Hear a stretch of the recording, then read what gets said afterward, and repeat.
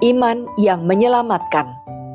Renungan diinspirasi dari Injil Suci menurut Markus, bab 10 ayat 46 sampai 52. Lalu tibalah Yesus dan murid-muridnya di Yeriko. Ketika mereka keluar dari Yeriko bersama orang banyak yang berbondong-bondong, ada seorang pengemis yang buta bernama Bartimeus, anak Timeus, duduk di pinggir jalan. Ketika didengarnya bahwa itu adalah Yesus orang Nazaret, mulailah ia berseru, "Yesus, anak Daud, kasihanilah aku." Banyak orang menegurnya supaya ia diam. Namun semakin keras ia berseru, "Anak Daud, kasihanilah aku." Lalu Yesus berhenti dan berkata, "Panggillah dia." Mereka memanggil orang buta itu dan berkata kepadanya, "Teguhkan hatimu, berdirilah, ia memanggil engkau." Orang buta itu menanggalkan jubahnya, lalu segera berdiri dan pergi kepada Yesus. Tanya Yesus kepadanya, "Apa yang kau kehendaki kuperbuat bagimu?"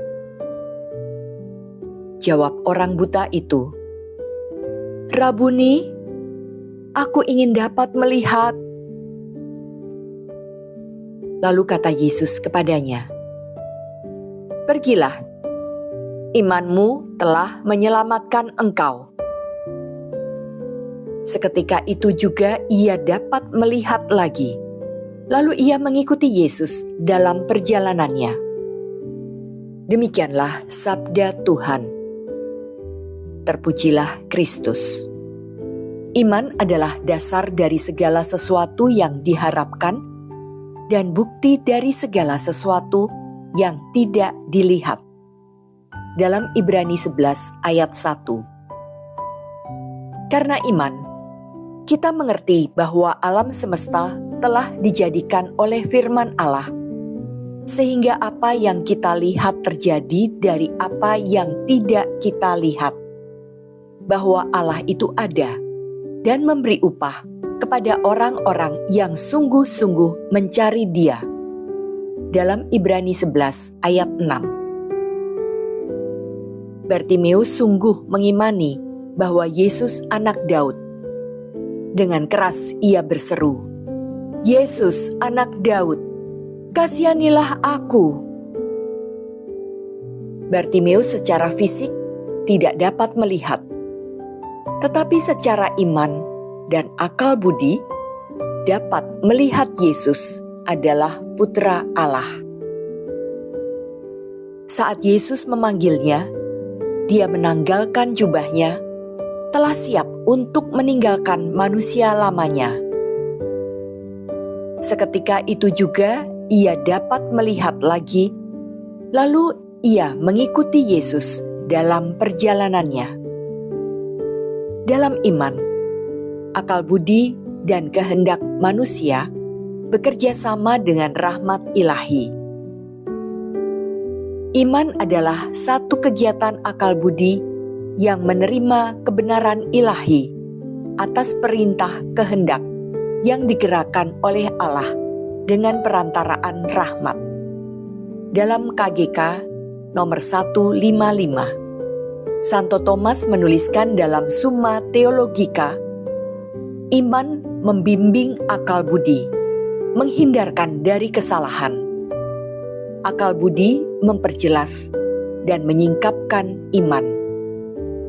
Fanny Crosby, penulis pujian yang terkenal, buta sejak berusia 6 minggu.